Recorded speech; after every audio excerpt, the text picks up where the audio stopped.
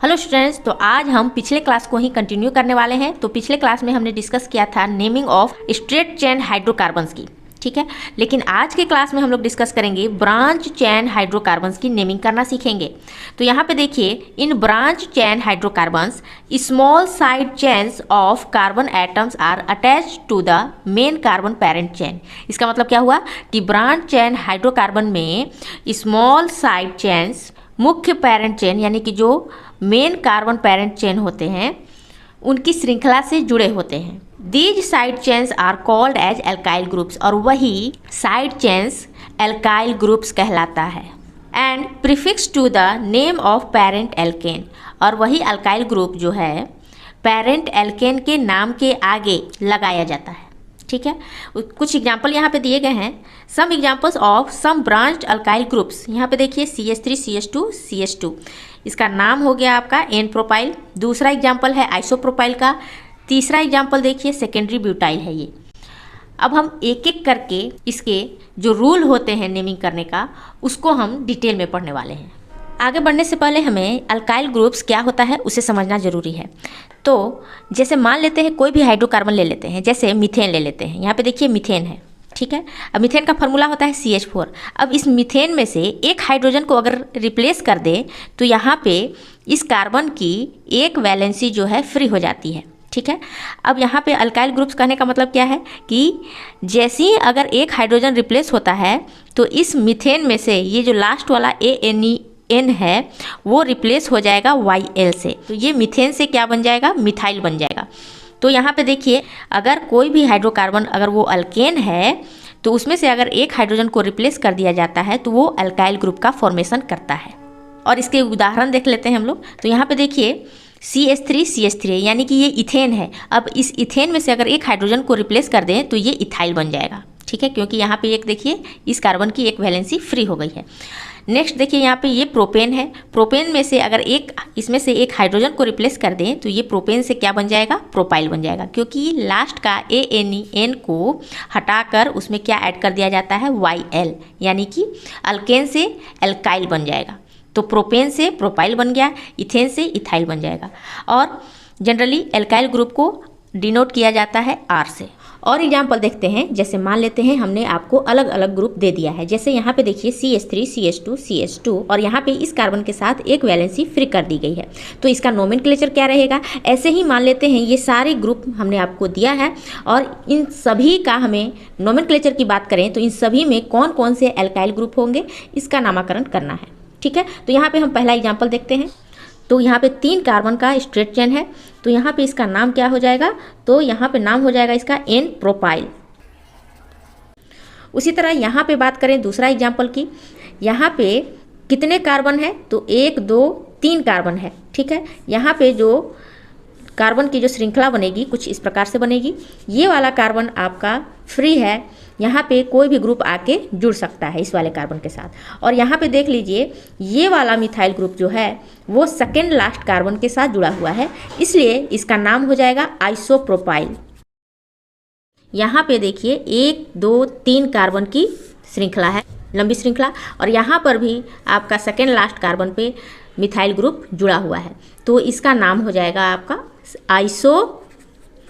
कितने कार्बन है, तो 1 2 3 4 कार्बन है, इसलिए आइसोब्यूटाइल हो जाएगा।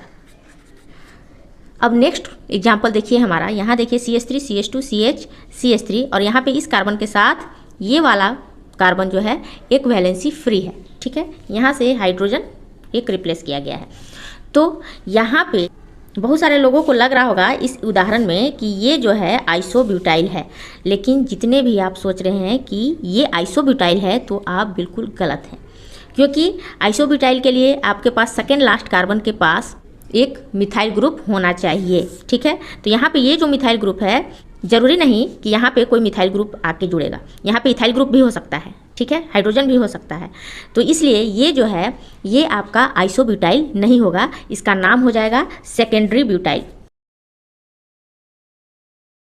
ऐसा क्यों, क्योंकि यहाँ पे ये आइसो तो हो नहीं सकता है, क्योंकि आइसो के लिए सेकेंड लास्ट कार्बन के पास एक मिथाइल ग्रुप होना चाहिए, और ये वाला कार्बन सेकेंड लास्ट कार्बन हो भी सकता है नहीं भी हो सकता है, ठीक है। इस वजह से यहाँ पे देखेंगे कि ये वाला कार्बन कैसा कार्बन है, तो ये वाला कार्बन 2 अदर कार्बन एटम से जुड़ा हुआ है, इसलिए इसे हम सेकेंडरी बोलेंगे। तो ये सेकेंडरी कार्बन है और यहाँ पे ये 4 कार्बन है इस ग्रुप में, तो यहाँ पे सेकेंडरी ब्यूटाइल हो जाएगा। तो अगला एग्जाम्पल देखते हैं। तो यहाँ पे देखिए CH3C, इसके साथ भी यहाँ पे मिथाइल ग्रुप जुड़ा हुआ है, यहाँ भी मिथाइल ग्रुप है। तो यहाँ पे इसका नाम क्या हो जाएगा, यहाँ पे इसका नाम हो जाएगा टर्सरी ब्यूटाइल, क्योंकि इस कार्बन की एक वैलेंसी फ्री है। तो यहाँ पे ये वाला कार्बन जो है 3 अदर कार्बन से जुड़ा हुआ है, इसलिए इसको टर्सरी बोलेंगे। और यहाँ पे 4 कार्बन है तो टर्सरी ब्यूटाइल कहलाएगा ये। नेक्स्ट देखते हैं एग्जाम्पल। यहाँ पे देखिए आपका जो ये लंबी श्रृंखला है कार्बन की, वो CH3C CH2 और यहाँ पे एक कार्बन की वैलेंसी फ्री है। और यहाँ पे देख लीजिए इस कार्बन के साथ 2 मिथाइल ग्रुप जुड़ा हुआ है।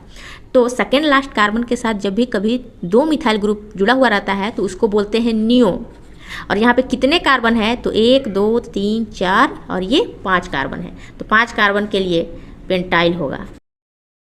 तो इस तरह हम एल्काइल ग्रुप का नामकरण करते हैं। So for naming branch chain hydrocarbons prefix, word root and primary suffix are required. इसका मतलब क्या हुआ कि ब्रांच चेन हाइड्रोकार्बन्स की नेमिंग करने के लिए हमें प्रीफिक्स, वर्ड रूट और प्राइमरी सफिक्स की आवश्यकता होती है। तो यहाँ पे देखिए ब्रांच चेन हाइड्रोकार्बन्स का यहाँ जब हम फ्रेमवर्क बनाएंगे नेमिंग करने के लिए, तो वो होगा prefix plus word root plus primary suffix. ये 3 चीज़ नेसेसरी है, तब जाके हम किसी भी ब्रांच चेन हाइड्रोकार्बन्स का नामकरण कर सकते हैं। नाउ नेक्स्ट हम लोग बात करने वाले हैं ब्रांच चेन हाइड्रोकार्बन का नोमेनक्लेचर के रूल के बारे में, कि किस प्रकार से हम उसका नोमेनक्लेचर करते हैं। तो रूल नंबर 1 देखिए, determine the longest carbon chain in the molecule parent chain. मतलब जो मॉलिक्यूल दिया गया रहता है उसमें हमें सबसे पहले हमें डिटरमाइन करना रहता है लॉन्गेस्ट कार्बन चेन का सिलेक्शन करना होता है। और जो हम लॉन्गेस्ट कार्बन चेन का जो सिलेक्शन होता है उसी को हम लोग पेरेंट चेन भी कहते हैं। यहाँ पे देखिए हमने एक ही कंपाउंड को 2 जगह लिखा है, ठीक है। अब अंतर क्या है कि जब नंबरिंग कर रहे हैं कार्बन का सिलेक्शन कर रहे हैं तो अलग अलग तरीके से, 2 अलग तरीके से है। तो यहाँ पे देखिए पहला तरीका क्या है नंबरिंग करने का, कार्बन का लॉन्गेस्ट कार्बन चेन का सिलेक्शन जब हम कर रहे हैं तो देखिए यहाँ पे 1 2 3 4 5 6 7 8, जब इस तरह से जब हम नंबरिंग कर रहे हैं तो 8 कार्बन की लंबी चेन बन रही है, ठीक है। वहीं दूसरा तरीका है नंबरिंग करने का सेम मॉलिक्यूल का ही, तो देखिए 1 2 3 4 5 6, ये नीचे काउंटिंग ना करके हमने सीधे काउंटिंग किया है 7 8 9। तो यहाँ पे जब सीधे तौर पे जब हम काउंटिंग कर रहे हैं तो यहाँ पे कार्बन की संख्या जो है 9 है, ठीक है। तो यहाँ पे 9 कार्बन की लंबी चेन बन रही है, यहाँ पे 8 कार्बन की लंबी चेन बन रही है। तो हमारा पेरेंट चेन कौन सा हो जाएगा, तो हमारा पेरेंट चेन होगा जो लॉन्गेस्ट कार्बन चेन होगा वही हमारा पेरेंट चेन होगा, ठीक है। तो यहाँ पे इन दोनों में कौन सा पेरेंट चेन हो जाएगा, तो इन दोनों में हमारा पेरेंट चेन होगा 9 कार्बन वाला लॉन्गेस्ट चेन है, ठीक है। इज़ द करेक्ट सिलेक्शन होगा हमारा, ठीक है। और यहाँ पे 8 कार्बन की चेन है तो ये लॉन्गेस्ट कार्बन चेन नहीं होगा, ठीक है। अब नेक्स्ट लाइन देखिए, वेयर अ डबल और triple bond is present choose the chain which include these bonds. अब इसका मतलब क्या हुआ कि अगर मान लेते हैं ये दोनों सेम ही मॉलिक्यूल है, अगर मान लेते हैं यहाँ पे हमारा डबल बॉन्ड प्रेजेंट होगा इस जगह पे, ठीक है। तो ऐसी स्थिति में क्या होगा, ऐसी स्थिति में हमारा पेरेंट चेन कौन सा होगा, ऐसी स्थिति में हमारा ये वाला parent chain longest carbon chain वाला पेरेंट चेन नहीं होगा, जबकि हमारा पेरेंट चेन जो होगा वो होगा जिसमें हमारा डबल बॉन्ड या फिर ट्रिपल बॉन्ड मौजूद होगा, वो हमारा पेरेंट चेन कहलाएगा, ठीक है। तो यहाँ पे देखिए 8 कार्बन की ये लंबी चेन है, फिर भी ये हमारा पेरेंट चेन हो रहा है क्योंकि इसमें इंक्लूड क्या है, डबल बॉन्ड है, जबकि इसमें 9 कार्बन की लंबी श्रृंखला बन रही है। तो इसको छोड़कर ये लंबी चेन ना लेकर अगर यहाँ पे डबल बॉन्ड हो जाता है तो ये वाला चेन हमारा क्या हो जाएगा, पेरेंट चेन कहलाएगा। 8 कार्बन का ये पेरेंट चेन होगा। अब नेक्स्ट लाइन देखिए यहाँ पे, if there is a cyclic structure present the longest chain start and stops within the cyclic structure. अब इसका मतलब क्या हुआ कि यदि कोई साइक्लिक स्ट्रक्चर प्रेजेंट हो तो लंबी साइक्लिक स्ट्रक्चर जहाँ से शुरू होता है वहीं पे बंद होगा। जैसे यहाँ पे देखिए, ये साइक्लोहेक्सेन का हमने उदाहरण लिया है। यहाँ से शुरू हुआ है 1 2 3 4 5 6 और यहीं पे आकर ये चेन जो है बंद हो रहा है। जिस जगह से शुरुआत किए हैं उसी जगह पे ख़त्म हो रहा है, तो वो क्या कहलाएगा? वो साइक्लिक कंपाउंड कहलाएगा। और ये साइक्लिक स्ट्रक्चर जो है जहाँ से शुरू होता है वहीं पे ख़त्म होता है। ठीक है, नेक्स्ट बात करेंगे हम लोग रूल नंबर 2। तो रूल नंबर 2 क्या कहता है वो देखिए, assign numbers to each carbon of the parent chain. मतलब कि पेरेंट चेन के प्रत्येक कार्बन को सबसे पहले नंबरिंग करना है। ठीक है, numbering is done to identify the parent alkane compound root and to locate the position of the carbon atoms at which branching takes place. अब इसका मतलब क्या हुआ? नंबरिंग इसलिए करते हैं ताकि पेरेंट एल्केन का कंपाउंड रूट को आइडेंटिफाई कर सकें। मतलब कि अगर एक कार्बन की चेन है तो वहाँ पे मिथ होगा, 2 कार्बन की चेन है तो इथ, 3 तो प्रोप, 4 है तो ब्यूट, 5 है तो पेंट, उसी तरह आगे हेक्स, हेप्ट, ऑक्ट, 9 कार्बन है तो नॉन, 10 कार्बन है तो डेक। इस तरह से हम लोग नंबरिंग करते हैं कार्बन एटम का जो कि पेरेंट एल्केन होता है, और उससे हमें पता चल जाता है नंबरिंग करने से कि वो कौन सा कंपाउंड रूट उसमें मौजूद होगा। ठीक है, और आगे देखिए, the numbering is done in such a way that the branched atoms get the lowest possible number. और नंबरिंग इस प्रकार से करना है कि जो ब्रांच्ड एटम्स होंगे उन्हें लोवेस्ट पॉसिबल नंबर मिलना चाहिए। ठीक है, अब यहाँ पे एग्जाम्पल से समझते हैं। देखिए, हमने पहले की ही तरह सेम कंपाउंड लिया है, लेकिन यहाँ पे नंबरिंग करने का तरीका अलग है, और यहाँ पे इन दोनों में से कौन सा नंबरिंग करना सही है वो पता करेंगे। तो देखिए, यहाँ पे ये कंपाउंड है। अब यहाँ पे जो पेरेंट चेन का जो सिलेक्शन हुआ है वो है 9 कार्बन का पेरेंट चेन। ठीक है, लंबी श्रृंखला है जिसमें 9 कार्बन है। अब हम काउंटिंग इस तरह से करते हैं, जैसे राइट टू लेफ्ट की ओर बढ़ते हुए काउंटिंग करते हैं। इधर से 1 2 3 4 5 6 7 8 9। दूसरा तरीका क्या हो सकता है कि हम लेफ़्ट टू राइट काउंटिंग कर सकते हैं, 1 2 3 4 5 6 7 8 9। तो 9 कार्बन की चेन है। ठीक है, और यही हमारा क्या है? पेरेंट चेन है। अगला जो रूल कहता है कि काउंटिंग इस प्रकार से करना है, यानी नंबरिंग इस प्रकार से करें कि जो हमारा ब्रांच चेन है, ये सभी क्या है? ब्रांच है। ठीक है, जो ब्रांच चेन है उसको लोवेस्ट पॉसिबल मिलना चाहिए। जब हम इधर से काउंटिंग करते हैं तो ये जो ब्रांच चेन है इसको चौथा नंबर के कार्बन के साथ यहाँ पे जुड़ा हुआ पाया गया है, और दूसरा ब्रांच जो है 8वें पोजीशन के साथ जुड़ा हुआ है। जब राइट टू लेफ्ट काउंटिंग करते हैं तब देखिए यहाँ पे 4 और 8 है। ठीक है, 4 और 8 पोजीशन मिल रहा है। तो वहीं दूसरी ओर जब हम बात करें लेफ़्ट टू राइट, जब हम काउंटिंग करते हैं इस तरह से, तो 1 2, तो यहाँ पे दूसरे नंबर के कार्बन के साथ यहाँ पे एक ग्रुप जुड़ा हुआ है, और 3 4 5 6, तो छठे नंबर के कार्बन के साथ यहाँ पे एक ब्रांच चेन जुड़ा हुआ है। तो यहाँ पे देखिए दूसरा पोजीशन पर है और यहाँ पे छठा पोजीशन मिल रहा है। ठीक है, सेमी कंपाउंड है। तो इन दोनों में करेक्ट नंबरिंग कौन सा होगा? तो ये वाला। क्यों? क्योंकि यहाँ पे लोवेस्ट पॉसिबल नंबर मिल रहा है 2 और 6, जबकि यहाँ पे 4 और 8 मिल रहा था। तो इसमें नंबरिंग करने का जो सही तरीका है वो सेकेंड नंबर ने सही तरीका से नंबरिंग किया है।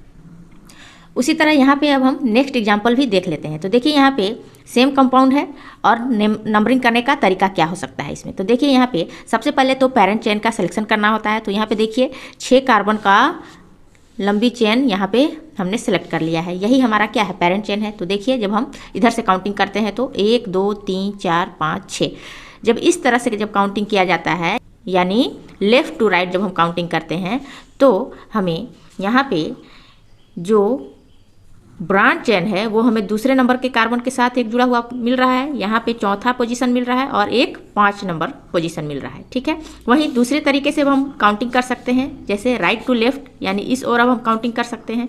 तो देखिए 1 2 3 4 5 6, यहाँ भी 6 कार्बन की ही लंबी श्रृंखला मिल रही है, यानी 6 कार्बन का ही पेरेंट चेन है।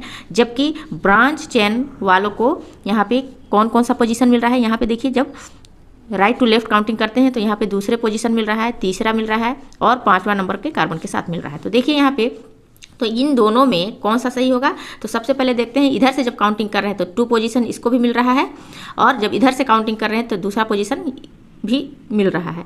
लेकिन अगला जब स्टेप बढ़ते हैं तो यहाँ पे देखिए अगला जो ब्रांच हमको मिल रहा है वो तीसरे नंबर के कार्बन के साथ यहाँ पे मिल रहा है, जबकि यहाँ चौथा पोजीशन मिल रहा है। तो लोवेस्ट पॉसिबल नंबरिंग कौन सा हो जाएगा, तो ये वाला सेकेंड वाला। और यहाँ पे देखिए पांचवा पोजीशन मिल रहा है यहाँ पे, जबकि इसमें भी पांचवा मिल रहा है। लेकिन यहाँ पे आपका इस जगह पे ये लोवेस्ट पॉसिबल नंबर इसको मिल रहा है ब्रांच को, तो इसलिए ये वाला काउंटिंग जो है, ये वाला नंबरिंग जो है करेक्ट होगा।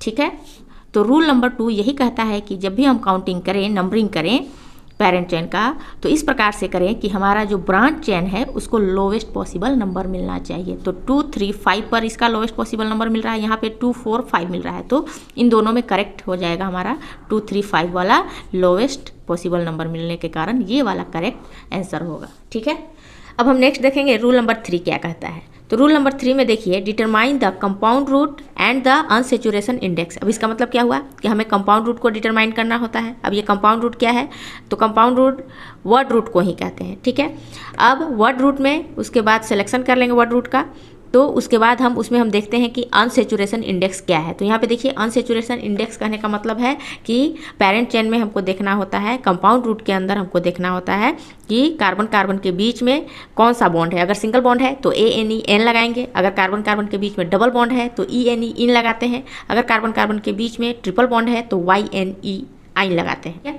अब यहाँ पे देखिए next line, compound root corresponds to the number of carbon atoms in parent chain. अब जो ये कंपाउंड रूट जो होता है वो किस आधार पर होता है, तो पेरेंट चेन में जितने नंबर ऑफ कार्बन एटम मौजूद होते हैं उसी आधार पर हमारा कंपाउंड रूट लिखा जाता है। नेक्स्ट लाइन देखिए, add prefix cyclo if the parent chain is cyclic. अब इसका मतलब क्या हुआ कि अगर कोई पेरेंट चेन हमारा साइक्लिक कंपाउंड है तो उस कंपाउंड के आगे यानी उसके नाम के आगे हमें साइक्लो लगाना होता है। अब हम इस रूल को एग्जाम्पल के माध्यम से समझने का प्रयास करते हैं। तो देखिए सबसे पहला रूल तो होता है कि पेरेंट चेन का सिलेक्शन करना होता है। तो लॉन्गेस्ट कार्बन चेन की श्रृंखला ही क्या कहलाती है, पेरेंट चेन हमारा। तो इसमें लंबी कार्बन की श्रृंखला कौन सी होगी, यहाँ देखने से ही लग रहा है। काउंटिंग करेंगे हम लोग 1, 2, 3, 4, 5, 6, 7, 8, 9, मतलब कि 9 कार्बन की लंबी चेन है। ठीक है, और इधर से ही काउंटिंग करेंगे क्योंकि यहाँ पे हम साफ देख पा रहे हैं कि जो हमारा ब्रांच चेन है वो सेकेंड नंबर पर यानी कि दूसरे नंबर पर यहाँ पे इसको पोजीशन मिल रहा है। अगर इधर से काउंटिंग करना चालू करेंगे तो ये देखिए 1, 2, 3, 4 पोजीशन मिल रहा है। तो इस वजह से हम इधर से ही काउंटिंग करेंगे। तो यहाँ पे देखिए 9 कार्बन की ये लंबी चेन है, तो यहाँ पे कंपाउंड रूट हमारा क्या हो जाएगा, यानी कि वर्ड रूट क्या होगा, तो 9 कार्बन के लिए क्या लगाते हैं, नॉन। ठीक है, और सभी के बीच में क्या है, अनसेचुरेशन इंडेक्स को फाइंड करेंगे। तो अनसेचुरेशन इंडेक्स क्या है, इन कार्बन के बीच में, ये पेरेंट चेन के बीच में, हर एक कार्बन के बीच में सिंगल बॉन्ड है, इसलिए नॉन एन हो जाएगा, एन लगा दिए। उसके बाद देखेंगे कि इसमें प्रीफिक्स कौन सा लगेगा। 2 हमारा क्या है, सब्स्टिट्यूएंट लगा हुआ है यानी कि ब्रांच है इसमें। एक है मिथाइल, ये कौन सा है ग्रुप, मिथाइल है, और ये कौन सा ग्रुप है, इथाइल। ठीक है, अब यहाँ पे देखेंगे कि मिथाइल जो है किस पोजीशन पर है, दूसरे नंबर के कार्बन पे है, और यहाँ पे इथाइल जो है छठे नंबर के पोजीशन पर है। तो जब भी हम प्रीफिक्स को लिखते हैं तो हम अल्फ़ाबेटिकल ऑर्डर में लिखते हैं। तो यहाँ पे एम से पहले क्या आता है, ई, तो इथाइल को लिखेंगे। तो इथाइल कितने नंबर के कार्बन के पास है, तो छठे नंबर के कार्बन के पास है, तो 6 इथाइल। यहाँ पे क्या है, उसके बाद फिर मिथाइल कितने ग्रुप पे है, दूसरे नंबर के कार्बन पे, 6 इथाइल 2 मिथाइल, नॉन एन हो जाएगा। 6 इथाइल 2 मिथाइल नॉन एन, इसका IUPAC नेम हो जाएगा। अब नेक्स्ट एग्जांपल की बात करें तो यहाँ पे देखिए कि ये हमारा साइक्लिक कंपाउंड है। साइक्लिक कंपाउंड मतलब देखिए यहाँ पे कितने नंबर ऑफ कार्बन एटम है इसमें, तो 1, 2, 3, 4, 5, 6। और साइक्लिक कंपाउंड क्या होता है कि जहाँ से शुरू हुआ है उसी कार्बन पे आके समाप्त हो। तो यहाँ पे देखिए इसका नाम क्या हो जाएगा, कितने कार्बन है, 6 कार्बन की ये साइक्लिक कंपाउंड है। 6 कार्बन के लिए क्या होगा, तो हेक्स, और सभी में क्या है, सिंगल बॉन्ड, तो ANE लगाएंगे तो हेक्सेन हो गया। अब यहाँ पे ये साइक्लिक कंपाउंड है तो प्रीफिक्स में क्या लगा देंगे, साइक्लो, साइक्लोहेक्सेन इसका नाम हो जाएगा। उसी तरह नेक्स्ट एग्जांपल की बात करें, यहाँ पे देखिए नंबर ऑफ कार्बन एटम कितने हैं, 4 है, 1, 2, 3, 4। अब काउंटिंग किधर से करेंगे, इधर से करेंगे नहीं, क्योंकि हमारा डबल बॉन्ड यहाँ है तो डबल बॉन्ड को लिस्ट पोजीशन मिलना चाहिए। तो देखिए 1 2 3 4, तो भी इसका नेम कैसे लिखेंगे? तो यहाँ पे देखिए 4 कार्बन के लिए क्या लगाते हैं? ब्यूट। और सब में क्या सिंगल बॉन्ड है? नहीं, इसमें एक डबल बॉन्ड है। तो यहाँ पे डबल बॉन्ड है तो किस कार्बन से स्टार्ट हो रहा है? तो नंबर 1 कार्बन से, तो ब्यूट 1 इन, यही इसका नेम हो जाएगा। ठीक है, इसमें ना तो सेकेंडरी सफिक्स है और ना ही इसमें प्राइमरी सफिक्स है, तो इसलिए इसका नाम क्या हो जाएगा? ब्यूट 1 इन। अब हम लोग देखेंगे रूल नंबर 4 क्या कहता है। तो रूल नंबर 4 कहता है determine the correct name for each branch, मतलब कि हर एक ब्रांच का सही नाम को पता लगाना है। फॉर एग्जाम्पल जैसे alkyl groups such as methyl हो गया या इथाइल हो गया etc. Attach the name of the branches alphabetically along with their positions to the parent chain as a prefix.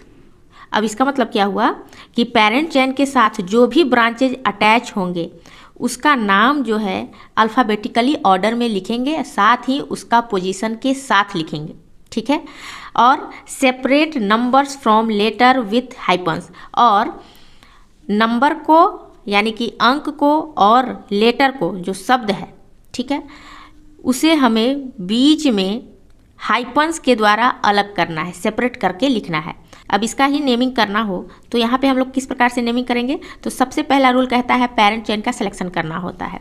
तो देखिए यहाँ पे पेरेंट चेन हमारा ये वाला जो चेन है पेरेंट चेन होगा। ठीक है, यानी कि इसमें पेरेंट चेन में लॉन्गेस्ट कार्बन चेन का सिलेक्शन करना होता है। तो देखिए यहाँ पे कितने कार्बन है? तो 1 2 3 4 5 6 7 8 9 कार्बन की ये लंबी चेन है। ठीक है, अब दूसरा रूल कहता है कि हमें नंबरिंग देनी है। तो नंबरिंग हम देते हैं 1 2 3 4 5 6 7 8 और 9। और दूसरा तरीका हम इधर से भी नंबरिंग कर सकते हैं, लेकिन रूल कहता है कि हमें नंबरिंग उस तरह से करना है कि हमें जो सब्स्टिट्यूएंट है हमारा, जो ब्रांचेज जो निकला हुआ है उसको लिस्ट पोजीशन मिलना चाहिए। तो अगर हम इस साइड से अगर नंबरिंग करते हैं तो ये वाला जो कंपाउंड है इसको जो हमारा जो ब्रांचिंग है उसको 2 और 6 कार्बन का पोजीशन मिल रहा है। ठीक है, अगर हम इस साइड से अगर नंबरिंग करते हैं तो इधर से नंबरिंग करने पर देखिए यहाँ पे 1 2 3 4 यानी कि चौथा पोजीशन मिल रहा है, 5 6 7 8 और 8वां पोजीशन। तो ये वाला नंबरिंग करना जो है इस साइड से वो रॉन्ग हो जाएगा। ठीक है, क्योंकि इस साइड से नंबरिंग करने पर लिस्ट पोजीशन हमें ब्रांचेज को मिल रहा है। तो यहाँ पे 9 कार्बन के लिए क्या हो जाएगा? नॉन हो जाएगा। ठीक है, अब नंबरिंग कर दिए, नंबरिंग करके इसका वर्ड रूट सेलेक्ट कर लिए हमने नॉन। अब हम लोगों को देखना रहता है कि पेरेंट चेन में हमारा अनसेचुरेशन इंडेक्स कौन सा है। तो यहाँ पे पेरेंट चेन में सारे में सिंगल बॉन्ड है कार्बन कार्बन के बीच में, तो सिंगल बॉन्ड के लिए यहाँ पे ANEN लगा देते हैं। अगला जो रूल कहता है कि जो ब्रांच है उसको देखना है। तो यहाँ पे 2 ब्रांचेज निकले हुए हैं, एक है मिथाइल और दूसरा ब्रांच जो है इथाइल का है। ठीक है, एक है मिथाइल और दूसरा इथाइल। तो यहाँ पे ब्रांचिंग का हम लोग नाम भी कर लिए हैं, एक है मिथाइल और दूसरा इथाइल। अब हमें इसकी नेमिंग करनी है, पोजीशन के साथ हमको लिखना है। तो यहाँ पे देखिए रूल कहता है कि अल्फ़ाबेटिकल ऑर्डर में ही हमें ब्रांचिंग का नाम करना है। ठीक है, तो यहाँ पे देखिए इथाइल का जो पोजीशन है 6 कार्बन के साथ है। तो इथाइल जो है हमारा पहले M से पहले आता है E, इसलिए इसका नाम हम लिखेंगे इथाइल। कितने पोजीशन के साथ है? तो 6। और लेटर और अंक के बीच में क्या लगाते हैं? हाइपन्स के साथ लगाकर लिखते हैं। तो 6 इथाइल। और अगला जो ब्रांच है यहाँ भी लेटर है, उसके बाद अंक है, तो यहाँ बीच में डैश लगाएंगे। ठीक है, इसी को हाइपन बोलते हैं। तो 6 इथाइल 2 मिथाइल और आगे क्या हो जाएगा? नॉन-एन। ठीक है, वर्ड रूट और अनसेचुरेशन इंडेक्स। तो 6 इथाइल 2 मिथाइल नॉन-एन इसका नाम हो जाएगा। रूल नंबर 4 में ही आगे हम लोग देखेंगे कि ऐसा कंडीशन भी हो सकता है कि if 2 substituents are in equivalent positions, the lower number is given to the one coming first in the alphabetical listing. अब इसका मतलब क्या हुआ कि अगर नंबरिंग करते समय अगर ब्रांचिंग को, दोनों ब्रांचिंग को अगर सेम पोजीशन मिल रहा है तो हमें किसे हमको लोअर पोजीशन देना है। ठीक है, यहाँ पे सेम ही कंपाउंड लिया है हमने, तो इसी का एग्जांपल देखते हैं। यहाँ पे 8 कार्बन की लंबी चेन है। ठीक है, एक तरफ से हम इधर से काउंटिंग कर रहे हैं और दूसरे साइड से इस तरह से काउंटिंग कर रहे हैं। तो यहाँ पर जो हमारा ब्रांच जो है एक इथाइल का है और दूसरा मिथाइल का है। यहाँ भी इथाइल है क्योंकि सेमी कंपाउंड है और वो भी यहाँ पे मिथाइल है। ठीक है, अब अंतर क्या है, यहाँ पे देखिए इधर से काउंट कर रहे हैं तो ब्रांचिंग को हमारा 3 और 6 पोजीशन मिल रहा है, और इस साइड से अगर हम काउंटिंग कर रहे हैं तो इधर से भी हमारा क्या मिल रहा है, 3 और 6 पोजीशन ही ब्रांचिंग को मिल रहा है। तो अब हमें ये चूज करना है कि अगर दोनों में सेम पोजीशन आ रहा है ब्रांचिंग में तो हमें किसको प्रायोरिटी देनी है। तो हमें उसको नंबरिंग करेंगे, उस साइड से नंबरिंग करेंगे जिसमें अल्फ़ाबेटिकली ऑर्डर में जो ब्रांच पहले आता है। ठीक है, तो यहाँ पे देखिए ये वाला है इथाइल और ये है मिथाइल ग्रुप। ठीक है, इधर से भी 3 6 और इधर से ब्रांच को 3 6 मिल रहा है, लेकिन अंतर है कि इधर से जब काउंट कर रहे हैं तो इथाइल को तीसरा पोजीशन मिल रहा है और मिथाइल छठा पोजीशन मिल रहा है। लेकिन इस ओर से अगर हम काउंट कर रहे हैं तो यहाँ पे मिथाइल को थर्ड पोजीशन मिल रहा है जबकि इथाइल को छठा पोजीशन मिल रहा है। तो रूल यही कहता है कि अगर 2 ग्रुप है यानी 2 ब्रांच है, उसको अगर सेम पोजीशन मिल रहा है ब्रांच को, तो हमें प्रायोरिटी उसको देनी है जो अल्फ़ाबेटिकली ऑर्डर में पहले आता है। तो यहाँ पे इथाइल को 3 नंबर का पोजीशन मिल रहा है, इसलिए इथाइल को तीसरे पोजीशन के साथ लिखते हुए हमें इसी को सेलेक्ट करना होता है। ठीक है, तो यहाँ पे देखिए इसका नाम क्या हो जाएगा, तो यहाँ पे 8 कार्बन की लंबी चेन है तो 8 कार्बन के लिए क्या होता है, ऑक्ट। और सभी में अनसैचुरेशन इंडेक्स क्या है, सिंगल बॉन्ड है, इसलिए यहाँ पे एन लगा दिए, ऑक्टेन हो गया। और यहाँ पे देखिए यहाँ पे इथाइल जो है 3 पोजीशन पर यहाँ पे इसको मिला है, तो 3 इथाइल और मिथाइल को कितना नंबर मिला है, 6 मिथाइल ऑक्टेन हो जाएगा इसका करेक्ट नेमिंग, ना कि ये वाला 6 इथाइल 3 मिथाइल ऑक्टेन, ये रॉन्ग हो जाएगा। ठीक है, क्योंकि अल्फ़ाबेटिकली ऑर्डर में इथाइल का पोजीशन पहले आ रहा है। ठीक है, इस वजह से इथाइल जो है हमारा प्रायोरिटी रहेगा किसके मुताबिक, मिथाइल के अपेक्षा, क्योंकि दोनों तरफ से पोजीशन क्या मिल रही है, दोनों ब्रांच को 3 और 6। अंतर इतना है कि एक में इथाइल को तीसरा पोजीशन मिल रहा है और जबकि दूसरा में इथाइल को छठे नंबर का पोजीशन मिल रहा है। तो हमको प्रायोरिटी देनी है कि जो अल्फ़ाबेटिकली ऑर्डर में जो पहले आता है उसको हमें उस तरफ से काउंटिंग करेंगे, उसको लिस्ट पोजीशन देंगे।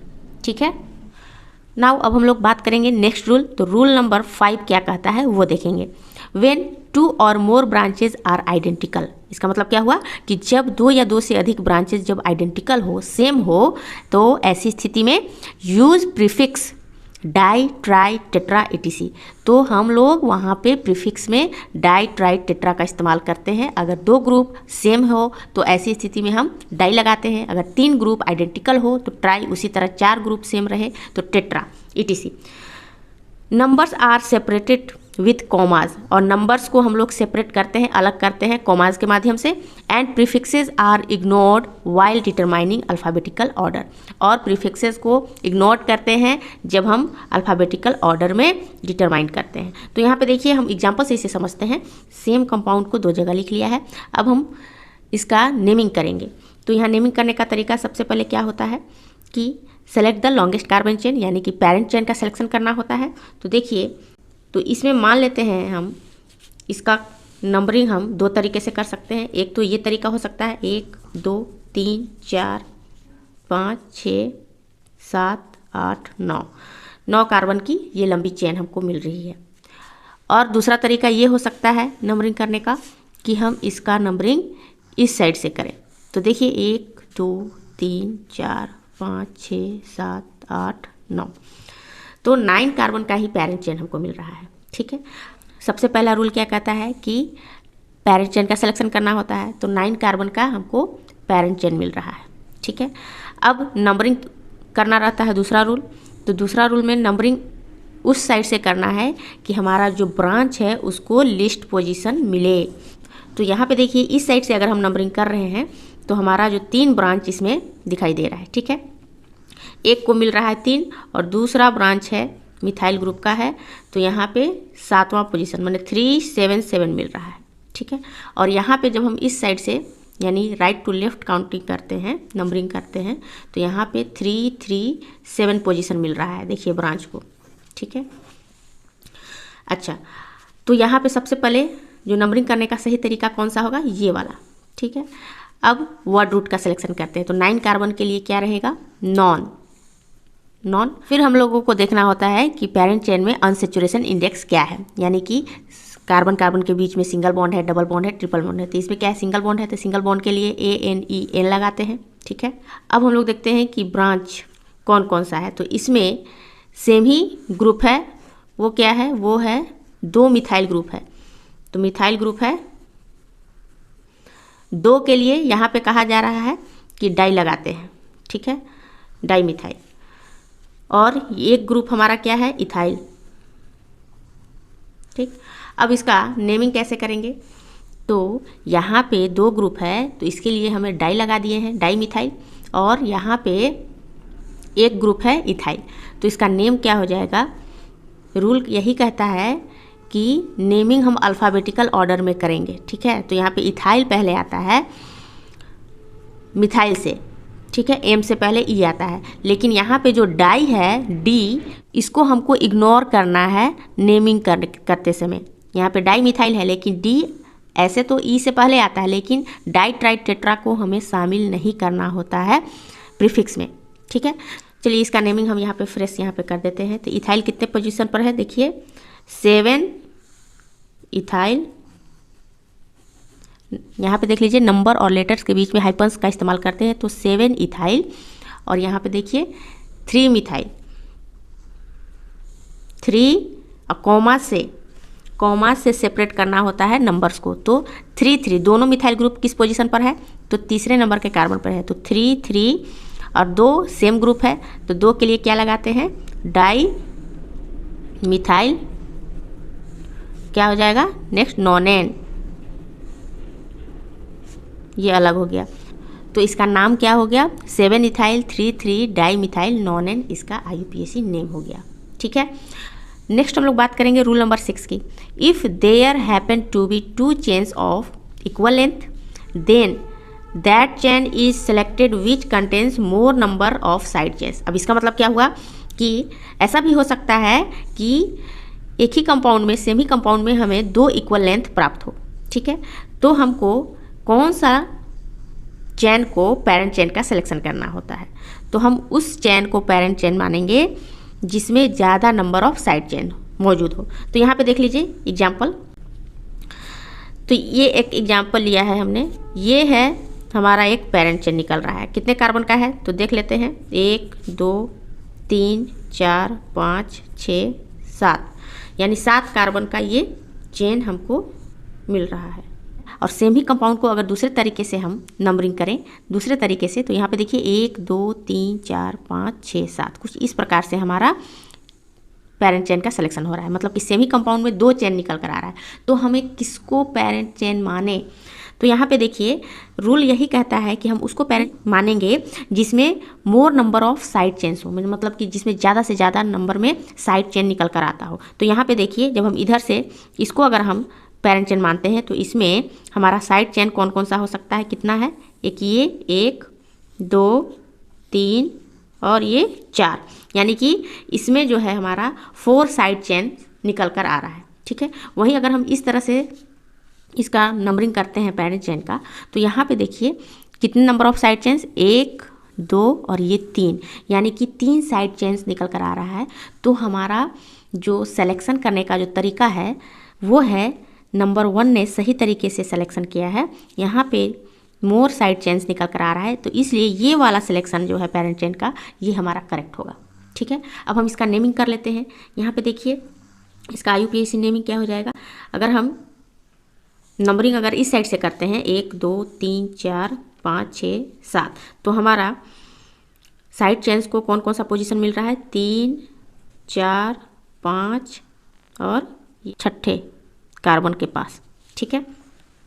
और अगर हम इधर से काउंटिंग करेंगे यानी इस साइड से, तो 1 2 2 पोजीशन मिल रहा है, ये 3 हो गया और ये 4 और यहाँ पे आपका क्या हो जाएगा, ये 5, ठीक है। तो हमारा नंबरिंग करने का सही तरीका क्या होगा, इस साइड से नंबरिंग करेंगे। अब नेमिंग कर लेते हैं। तो इसका नेमिंग करने के लिए हम वही रूल अपनाएंगे जो शुरू से करते आ रहे हैं। सबसे पहले हमें पेरेंट चेन का सिलेक्शन करना होता है, तो पेरेंट चेन का सिलेक्शन कर लिए 7 कार्बन है, तो 7 कार्बन के लिए क्या हो जाएगा, हेप्ट।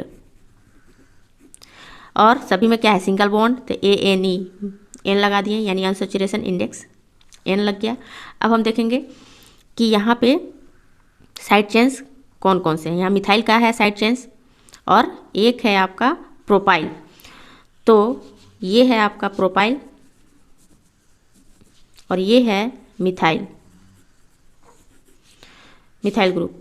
अब यहाँ पे देखेंगे कि मिथाइल ग्रुप कितने सारे हैं, तो 3 है, 3 मिथाइल है। 3 के लिए क्या लगाएंगे, ट्राई मिथाइल।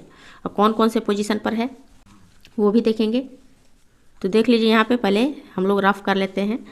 ट्राई मिथाइल यानी कि 2 1 2 3 3 2 3 और 5 2 3 5 ट्राई मिथाइल हो जाएगा।